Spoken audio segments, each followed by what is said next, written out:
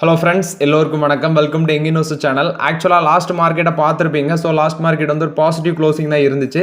So நான் last வீடியோலேயே update பண்ணியிருந்தேன். ஸோ இன்னைக்கு மார்க்கெட் லீவு. ரீசன் என்னன்னா ரம்ஜானால மார்க்கெட் லீவு. ஸோ இருந்தாலும் சில அப்டேட்ஸ், இம்பார்ட்டன்டான அப்டேட்ஸ்லாம் வந்திருக்கு. ஸோ அதை தான் டீட்டெயில்ஸாக பார்க்க போகிறோம்.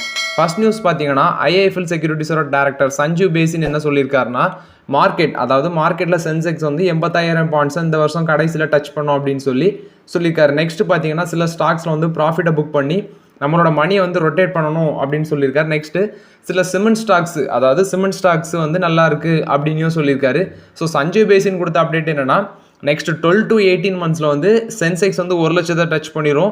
இந்த வருஷம் கடைசியில் வந்து 80,000 டச் பண்ணும் அப்படின்னு சொல்லியிருக்காரு. நெக்ஸ்ட்டு அதே சமயம் ஒரு பக்கம் பார்த்தீங்கன்னா அந்த இன்ஃப்ளேஷன் வந்து இன்க்ரீஸ் ஆகுது. நெக்ஸ்ட் வந்து ஃபுல்லி ப்ரைஸ்ட் ஏர்னிங்ஸ் வந்து அதிகமாக இருக்கிறது. அது மட்டும் இல்லாமல் சில பேருக்கு கையில் அதிகமாட்டு பணம் இருக்குது, சில பேருக்கு கையில் பணம் இல்லாமல் இருக்குது. ஸோ இந்த சிச்சுவேஷன்லாம் ஒரு டீட்டெயில்ஸாக எக்ஸ்பிளைன் பண்ணியிருக்காரு. ஸோ மார்க்கெட்டில் சென்செக்ஸ் வந்து பார்த்தீங்கன்னா நெக்ஸ்ட் 12 to 18 மந்த்ஸில் 1 லட்சம் பாயிண்ட்ஸை டச் பண்ணோம் அப்படின்னு சொல்லியிருக்காரு. நெக்ஸ்ட்டு சில ஸ்டீல் செக்டார்லையும் நம்ம வந்து இப்போ ப்ராஃபிட் புக் பண்ணலாம் அப்படின்னு சொல்லியிருக்காரு. ஹிண்டால்கோ, நெக்ஸ்ட் டாடா ஸ்டீலு, வேதாந்தா, இந்த செக்டார்ஸ் இதெல்லாம் பார்த்தீங்கன்னா ஸ்டீல் செக்டார்லாம் அதிகமாட்டு அந்த மெட்டல் இண்டெக்ஸ் வந்து கொஞ்சம் ரீசெண்டாக கிட்டத்தட்ட ஒரு 17% மேலே ரைஸ் ஆயிருந்து. ஸோ அந்த ஸ்டாக்ஸில் வேணால் ப்ராஃபிட் புக் பண்ணலாம் அப்படின்னு சொல்கிறாங்க. மேபி ஹிண்டால்கோ, வேதாந்தால ப்ராஃபிட் புக் பண்ணலாம். பட் டாடா ஸ்டீலில் வந்து லாங் டர்முக்கு ஹோல்ட் பண்ணுறது நல்லது. நெக்ஸ்ட் அவர் சொல்கிறது UltraTech cement, Dalmia, ACC, Ambuja இதில் எல்லாமே இன்வெஸ்ட்மெண்ட் பண்ணலாம், அந்த சிமெண்ட் ஸ்டாக்ஸ்லாம் இன்வெஸ்ட் பண்ணலாம் அப்படின்னு சொல்லி சஞ்சீவ் பேசின் அப்டேட் கொடுத்துருக்காரு. மேபி அவர் சொல்லியிருக்கிறது மாதிரி 12 to 18 மந்த்ஸில் சென்செக்ஸ் 1 லட்சம் போகுமான்னு நம்ம வெயிட் பண்ணி தான் பார்க்கணும்.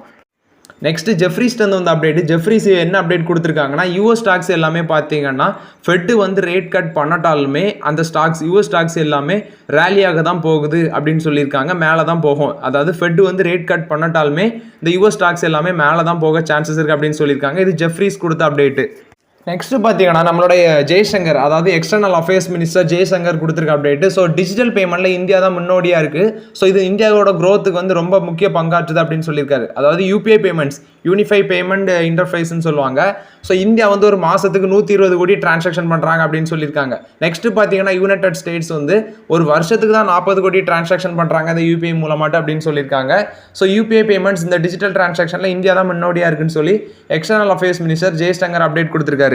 டாடா மோட்டார்ஸில் வந்து அப்டேட்டு. இவங்க வந்து British oil and gas company Shell அப்படிங்கிற ஒரு கம்பெனியோட மெமரம் ஆஃப் அண்டர்ஸ்டாண்டிங் சைன் பண்ணியிருக்காங்க. எதுக்குன்னு பார்த்தீங்கன்னா எலக்ட்ரிக் வெஹிக்கிள் சார்ஜிங் இன்ஃப்ராஸ்ட்ரக்சர் இந்தியாவில் அமைக்கிறதுக்கு, இந்த பப்ளிக்கில் இவி சார்ஜிங் ஸ்டேஷன் அமைக்கிறதுக்கு தான். இந்தியாவில் நாட்டில் எல்லா இடமும் EV charging station across the country அமைக்கிறது அப்படின்னு சொல்லியிருக்காங்க. ஸோ இது மூலமாட்டு டாடா மோட்டார்ஸ், அதாவது கிட்டத்தட்ட 1.4 lakh Tata motor electric vehicle வந்து பயனடையும் அப்படின்னு சொல்கிறாங்க. இது வந்து அவங்களுக்கு ரொம்பவே ஹெல்ப்ஃபுல்லாக இருக்கும். அதாவது பப்ளிக்கில் இவி சார்ஜிங் ஸ்டேஷன் அமைக்கிறது மூலமாட்டு கிட்டத்தட்ட 1.4 lakh டாடா இவி வெஹிக்கிள் கஸ்டமர்ஸுக்கு பயனுள்ளதாக இருக்கும் அப்படின்னு சொல்கிறாங்க. டாடா மோட்டார்ஸும் British oil and gas company Shell கம்பெனியும் இவங்க 2 பேரும் இணைந்து, டாடா மோட்டார்ஸும் ஷெல்லும் இணைஞ்சு ஒரு memorandum of understanding electric vehicle charging station அமைக்கிறதுக்காண்டி இது டாடா மோட்டார்ஸில் வந்து one of the positive update. Next பார்த்தீங்கன்னா சைனாவோட க்ரோத் நல்லா இருக்கும்னு சொல்லி கோல்ட்மேன் சாக்ஸும் மார்கன் ஸ்டான்லியும், அதாவது சைனா 2024 அவங்களோட க்ரோத் அவுட்லுக் வந்து நல்லாவே இருக்கும். குறிப்பாக அவங்களோட எக்ஸ்போர்ட் வந்து பார்த்தீங்கன்னா இன்க்ரீஸ் ஆகிருக்கு அப்படின்னு சொல்கிறாங்க. குறிப்பாக அது உண்மை தான். ஏன்னா அவங்க எக்ஸ்போர்ட்டில் ரொம்ப ஸ்ட்ராங்காக இருக்கிறாங்க. நெக்ஸ்ட்டு செகண்ட் லார்ஜஸ்ட் எக்கனாமி இந்த வேர்ல்டு அப்படின்னு சொல்கிறாங்க சைனாவை. நெக்ஸ்ட் பார்த்தீங்கன்னா அவங்க எதில் அடி வாங்குறாங்கன்னா அந்த ப்ராப்பர்ட்டி செக்டரும் கன்சியூமர் ஸ்பெண்டிங் இதில் தான் அவங்க வந்து தொடர்ந்து வீக்காக இருக்கிறாங்க. ஸோ அது மட்டும் இல்லாமல் அவங்களோட அவங்களோட ஸ்டாக்ஸ் எல்லாமே சைனாவோட ஷேர் மார்க்கெட்டில் ஒரு ரேலி இருக்கும் அப்படிங்கிற அப்டேட்டும் கொடுத்துருக்காங்க. ஸோ அவங்களோட எக்ஸ்போர்ட்டு, மேனுஃபேக்சரிங் இது எல்லாமே நல்ல ஒரு வளர்ச்சியாக தான் இருக்குது. ஆனால் கன்சியூமர் ஸ்பெண்டிங்கும் அந்த ப்ராப்பர்ட்டி, அந்த குறிப்பாட்டு பார்த்தீங்கன்னா சைனாவில் ஒரு ரியல் எஸ்டேட் கம்பெனி ரொம்பவே கடனில் தத்தளிச்சுட்டு இருந்தா அப்படிங்கிற அப்டேட்லாம் நம்ம முன்னாடி பார்த்துருந்தோம். ஸோ சைனாவோட க்ரோத் வந்து நல்லாயிருக்கும் அப்படின்னு சொல்கிறாங்க. மெயினாக அவங்க சொல்கிறது இந்த ப்ராப்பர்ட்டி செக்டரும் கன்சியூமர் ஸ்பெண்டிங் தான் வீக்காக இருக்கும் அப்படின்னு சொல்கிறாங்க. இது கோல்ட்மேன் சாக்ஸும் மார்கன் ஸ்டான்லியும் கொடுத்த அப்டேட்டு. நெக்ஸ்ட்டு பார்த்தீங்கன்னா என்டிபிசியில் வந்து update. So NTPC green energy பார்த்தீங்கன்னா தனியாட்ட ஐபிஓ வர போகிறாங்க அப்படிங்கிற அப்டேட் கொடுத்துருக்காங்க. 10,000 கோடி ஐபிஓ. ஸோ இதுக்கு வந்து அவங்க வந்து ஒரு 4 பேங்கை வந்து ஷார்ட் லிஸ்ட் பண்ணி வச்சுருக்காங்க. 4 இன்வெஸ்ட்மெண்ட் பேங்கை வந்து ஷார்ட் லிஸ்ட் பண்ணி வச்சுருக்காங்க அப்படிங்கிற அப்டேட் கொடுத்துருக்காங்க. ஸோ வந்து ஐபிஓவில் வந்து அதிகமாட்டு ஷேர் விற்கிறது வந்து life insurance of corporation of India அவங்க தான் விற்பாங்க அப்படின்னு சொல்லியிருக்காங்க. நெக்ஸ்ட்டு February 28 பார்த்தீங்கன்னா நிறைய இன்வெஸ்ட்மெண்ட் பேங்க் வந்து இந்த ஐபிஓவில் வந்து இன்ட்ரெஸ்ட் காமிச்சிருந்தாங்க. குறிப்பாட்டு பார்த்தீங்கன்னா இந்த பிளானில், இந்த ஐபிஓ செல் பண்ணுற பிளானில் IDBI capital market securities, HDFC bank, IIFL securities, Nuvama wealth management இவங்க எல்லாமே ஷார்ட் லிஸ்ட்டில் இருக்கிறாங்க அப்படின்னு சொல்லியிருக்காங்க. ஸோ இது வந்து என்டிபிசி அவங்களோட க்ரீன் எனர்ஜி செக்மெண்ட்டுக்கு ஐபிஓ வர போகிறாங்க. கிட்டத்தட்ட பார்த்தீங்கன்னா 10,000 கோடி வேல்யூவில் ஐபிஓ. நெக்ஸ்ட் பார்த்தீங்கன்னா இன்வெஸ்கோ அவங்கள்ட்ட வந்து அப்டேட். அவங்க வந்து இந்தியாவில் மியூச்சுவல் ஃபண்ட் பிஸ்னஸை வந்து எக்ஸீட் பண்ண போகிறாங்க அப்படின்னு சொல்லியிருக்காங்க. இன்வெஸ்கோ வந்து இந்த இன்வெஸ்கோங்கிற கம்பெனி வந்து இந்தியாவில் அவங்க பண்ணுற மியூச்சுவல் ஃபண்ட் பிஸ்னஸை எக்ஸீட் பண்ண போகிறாங்க அப்படின்னு சொல்லியிருக்காங்க. இது இன்வெஸ்கோ கம்பெனியில் வந்து அப்டேட்டு. நெக்ஸ்ட்டு பார்த்தீங்கன்னா என்டிபிசி கிட்ட வந்து அப்டேட். அவங்க வந்து கேர்ள்ஸ் அதாவது விமன் எம்பவர்மெண்ட் மிஷன் அப்படிங்கிற ஒரு இதை லான்ச் பண்ணுறாங்க இந்த சம்மர் ஹாலிடேஸில். எதுக்குன்னு பார்த்தீங்கன்னா விமன்ஸ் அதாவது கேர்ள்ஸுக்கு வந்து கார்ப்பரேட் ரெஸ்பான்சிபிலிட்டி அதிகரிக்கிறதுக்கும் ஒரு 1 month ஒர்க் ஷாப் கண்டக்ட் பண்ணுறாங்க கேர்ள்ஸுக்கு இந்த சம்மர் ஹாலிடேஸில். ஸோ அவங்கள வந்து எல்லா செக்டார்லேயும் அவங்கள அப்லிஃப்ட்மெண்ட் பண்ணுறதுக்காண்டியும் டெவலப்மெண்ட்டுக்காண்டியும் தான் அந்த ஒர்க் ஷாப் அப்படின்னு சொல்கிறாங்க.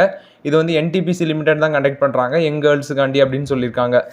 நெக்ஸ்ட் பார்த்தீங்கன்னா லார்சன் அண்ட் டியூபோட்ட வந்து அப்டேட். லார்சன் அண்ட் டியூபோ வந்து L and T infrastructure development project limited இதில் வச்சிருந்தா கிட்டத்தட்ட 51% என்டையே ஸ்டேக்கையும் விற்கிறாங்க அப்படின்னு சொல்லியிருக்காங்க. அதாவது இந்த இன்ஃப்ராஸ்ட்ரக்சர் டெவலப்மெண்ட் ப்ராஜெக்ட் லிமிடெட் எல்என்டியில் வந்து ஒரு joint venture Canada pension plan investment போர்டும் எல்என்டியும் சேர்ந்து ஜாயிண்ட் வெஞ்சூர் வச்சு தான் இதை வாங்கியிருக்காங்கன்னு நினைக்கிறேன். ஸோ இந்த ஜாயிண்ட் வெஞ்சூரில் எல்என்டி வந்து 51%, சிபிபி இந்த Canada pension plan investment board இவங்க வந்து 49% ஸ்டேக் வச்சுருந்துருக்காங்க. ஸோ இதில் இப்போ 51% ஸ்டேக்கை வந்து எல்என்டி விற்கிறாங்க. ஸோ இது வந்து யார் வாங்குறாங்கன்னா எபிக் கன்ஸ்ட்ரக்ஷன் பிரைவேட் லிமிடெட் அவங்க தான் வாங்குறாங்க அப்படின்னு சொல்லியிருக்காங்க. இது வந்து ஒரு one of the investing company of Edelweiss infrastructure yield plus strategy அப்படின்னு சொல்கிறாங்க.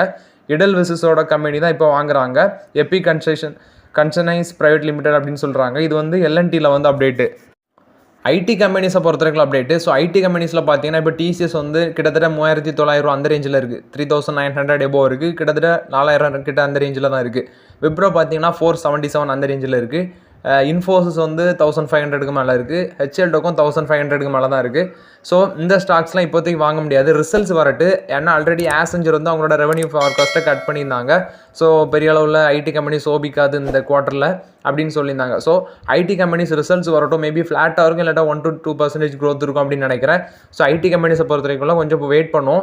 மேபி ரிசல்ட்ஸ் வந்த பிறகு ஸ்டாக்ஸில் ஏதாவது கரெக்ஷன் இருந்தால் கண்டிப்பாக கன்சிடர் பண்ணலாம். இப்போதைக்கு நம்ம கன்சிடர் பண்ண ரேஞ்சில் இருக்குதுன்னா ஒரு கரெக்ஷன் வந்தால் உடனே போய் வாங்க மாதிரி இருக்குது. ஏன்னா விப்ரோ தான் இருக்குது, மிச்சம் எல்லாமே நல்லா மேலே ஒரு ரேலி ஆகி தான் இருக்குது. ஸோ ஐடி கம்பெனிஸை பொறுத்த வரைக்கும் நம்ம கொஞ்சம் வெயிட் பண்ணுறது நல்லது. இது ஐடி கம்பெனிஸை பொறுத்த வரைக்கும் அப்டேட்டு.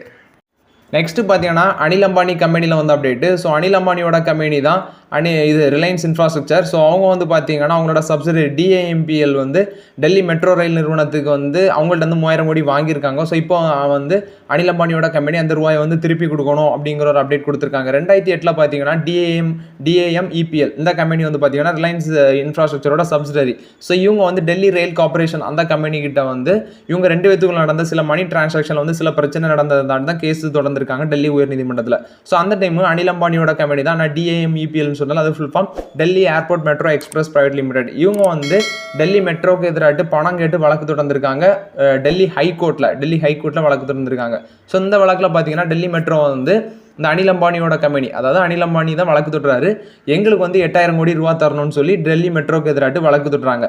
ஸோ இந்த டிஏஎம்பிஎல்னு சொன்னால அந்த நிறுவனம் அனில் அம்பானியோட கம்பெனி இவங்க வந்து அந்த டெல்லி ஹைகோர்ட்டில் வந்து உயர்நீதிமன்றத்தில் வந்து இவங்களுக்கு ஆதரவாட்டு வருது. டெல்லி மெட்ரோ வந்து அனில் அம்பானியோட நிறுவனத்துக்கு 8000 கோடி கொடுக்கணும் அப்படின்னு சொல்லி ஒரு ஸ்டேட்மெண்ட் உத்தரவு கொடுக்குறாங்க. நெக்ஸ்ட் இதை அடுத்து வந்து டெல்லி மெட்ரோ வந்து சுப்ரீம் கோர்ட்டுக்கு போகிறாங்க. சுப்ரீம் கோர்ட்டில் போனால் 3000 கோடி, அதாவது அந்த 8000 கோடி திருப்பி கொடுக்கணும்னு டெல்லி மெட்ரோக்கு வந்து இது டெல்லி ஹைகோர்ட்டு கொடுத்தாங்கல்ல, அனில் அம்பானிக்கு திருப்பி கொடுக்கணும் அந்த 8000 கோடின்னு. ஸோ அதில் வந்து அந்த டெல்லி மெட்ரோ வந்து அனில் அம்பானி கம்பெனிக்கு 3000 கோடி கொடுத்துட்டாங்க ஃபஸ்ட்டு. இவங்க வந்து நெக்ஸ்ட் சுப்ரீம் கோர்ட்டுக்கு போகிறாங்க டெல்லி மெட்ரோ. ஸோ அந்த டெல்லி மெட்ரோக்கு ஆதரவாக தான் இப்போ தீர்ப்பு வந்திருக்கு.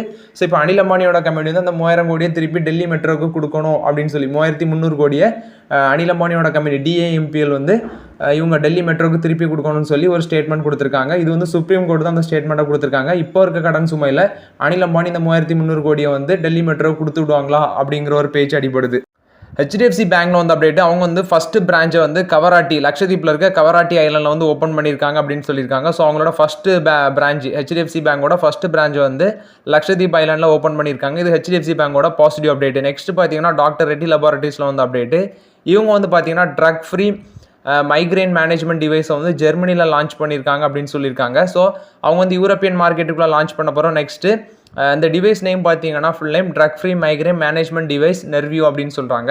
இந்த நெர்வியூ அப்படிங்கிற டிவைஸை ஜெர்மனியில் லான்ச் பண்ணியிருக்காங்க. அவங்களோட சப்சிடரி பெட்டா ஃபார்ம் மூலமாட்டு தான் லான்ச் பண்ணியிருக்காங்க அப்படின்னு சொல்லியிருக்காங்க. நெக்ஸ்ட்டு யூரோப்பியன் மார்க்கெட்டில் லான்ச் ஆகின பிறகு இந்த நெர்வியோவை சவுத் ஆஃப்ரிக்கா இந்த ஏப்ரலில் வந்து லாஸ்ட்டில் சவுத் ஆஃப்ரிக்காவில் லான்ச் பண்ணுவாங்க. நெக்ஸ்ட்டு ஸ்பெயின் யூகே அங்கே வந்து லான்ச் பண்ணுவாங்க அப்படின்னு சொல்லியிருக்காங்க. இது வந்து டாக்டர் ரெட்டி லெபார்டரிஸ் வந்து அப்டேட்டு. ஸோ இது வந்து ஒரு ட்ரக் ஃப்ரீ வியரபிள் டிவைசஸ் அப்படின்னு சொல்லியிருக்காங்க. Remote electrical neuromodulation mechanism. இது எதுக்கு இது பண்ணுறாங்கன்னா with or without aura treatment for adult and adolescents more than 12 years, அதாவது மோர் தேன் 12 இயர்ஸ்க்கு இருக்கவங்களுக்கு இது யூஸ் ஆகும் அப்படின்னு சொல்லியிருக்காங்க. இந்த டிவைஸ் வந்து இந்தியாவில் 2023 லான்ச் பண்ணது. ஸோ இப்போ ஃபஸ்ட்டு USFDA வந்து அப்ரூவல் வாங்கி இந்த டிவைஸை ஜெர்மனியில் லான்ச் பண்ணியிருக்காங்க. இனி அடுத்தபடியாக சவுத் ஆஃப்ரிக்கா, ஸ்பெயின், UK இங்கெல்லாம் லான்ச் பண்ணுவாங்க அப்படின்னு சொல்லியிருக்காங்க. இது டாக்டர் ரெட்டி லெபார்டரிஸில் வந்து பாசிட்டிவ் அப்டேட்டு. நெக்ஸ்ட் பார்த்தீங்கன்னா யூனோமிண்டா அப்படிங்கிற ஒரு கம்பெனியில் வந்து அப்டேட். இவங்க 542 கோடி வேல்யூவில் கிரீன்ஃபீல்ட் அலாய்வில் பிளான்ட் வந்து ஹரியானாவில் அமைக்கிறாங்க அப்படின்னு சொல்லியிருக்காங்க. இது வந்து யூனோமிண்டா கம்பெனியில் வந்து அப்டேட். 542 கோடி வேல்யூவில் கிரீன்ஃபீல்ட் அலாய்வில் பிளான்ட்டை ஹரியானாவில் அமைக்கிறாங்க. இது யூனோமிண்டா கம்பெனியில் வந்து அப்டேட்டு. ஸோ ஓகே ஃப்ரெண்ட்ஸ், ஆக்சுவலாக இன்றைக்கி மார்க்கெட் அப்டேட்ஸ்லாம் பார்த்தோம். இந்த வீடியோ உங்களுக்கு பயனுள்ளதாக இருக்கும்னு நினைக்கிறேன். பயனுள்ளதாக இருந்துச்சுன்னா லைக் பண்ணுங்கள், சப்ஸ்கிரைப் பண்ணுங்கள், கமெண்ட் பண்ணுங்கள். Okay friends, thank you.